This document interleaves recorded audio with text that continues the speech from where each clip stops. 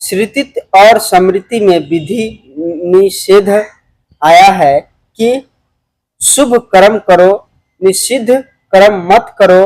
शुभ कर्म करने से तुम्हारी सद्गति होगी और निषिद्ध कर्म करने से तुम्हारी दुर्गति होगी। अगर भगवान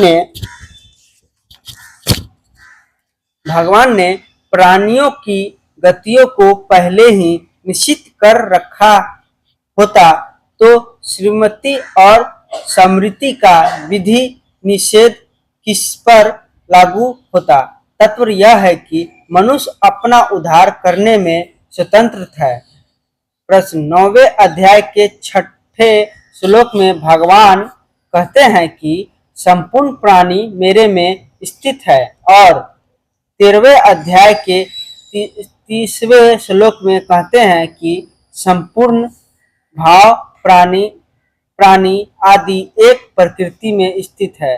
तो वास्तव में प्राणी भगवान में स्थित है या प्रकृति में? भगवान के अंश होने के संपूर्ण प्राणी तत्व भगवान में ही स्थित है और वे भगवान से कभी अलग हो सकते ही नहीं हैं।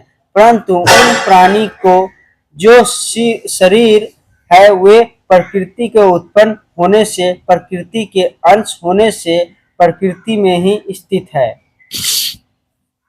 मैं संपूर्ण प्राणियों में समान रूप से हूँ, परंतु जो मेरा भजन करते हैं वो मेरे में और मैं उनमें हूँ।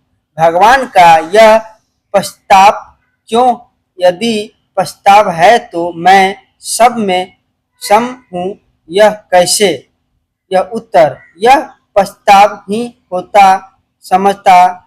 अगर भगवान भजन करने वाले और भजन न करने वाले साथ एक समान भाव रखे तो यह समाप्त कैसी हुई और भजन करने का क्या महत्व हुआ?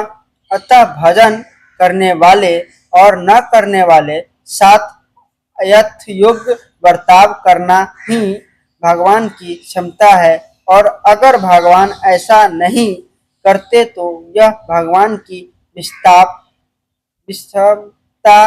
वास्तव में देखा जाए तो भगवान में विषमता है ही नहीं। भगवान में विषमता तो भजन करने वाले के भावनाओं से पैदा ही है, अर्थात जो